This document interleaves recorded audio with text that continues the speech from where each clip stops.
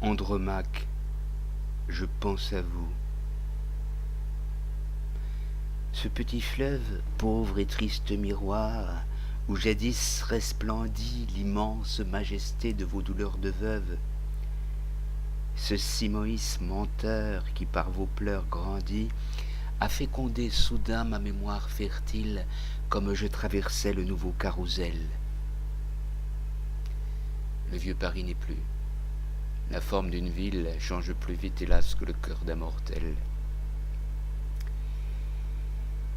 Je ne vois qu'en esprit tout ce camp de baraques, ces tas de chapiteaux ébauchés et de fûts, les herbes, les gros blocs verdis par l'eau des flaques et brillant au carreau le bric-à-brac confus. Là s'étalait jadis une ménagerie.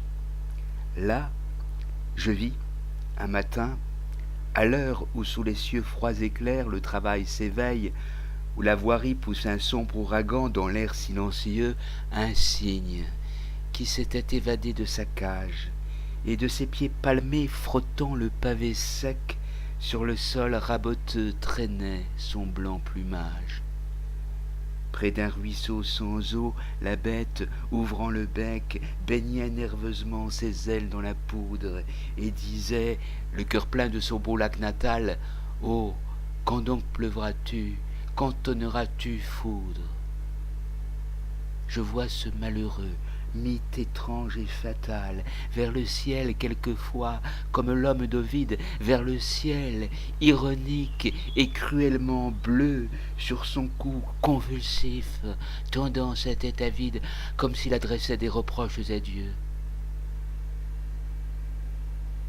Paris change, mais rien dans ma mélancolie n'a changé.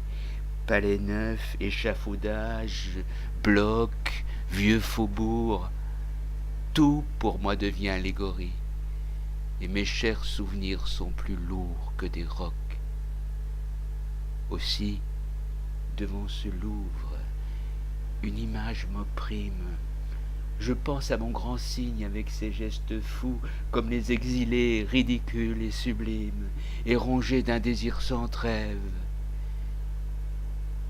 Et puis, à vous, Andromaque, des bras d'un grand époux tombés, vil bétail, sous la main du superbe Pyrrhus, auprès d'un tombeau vide en extase courbée, veuve d'Hector, hélas, et femme d'Hélénus.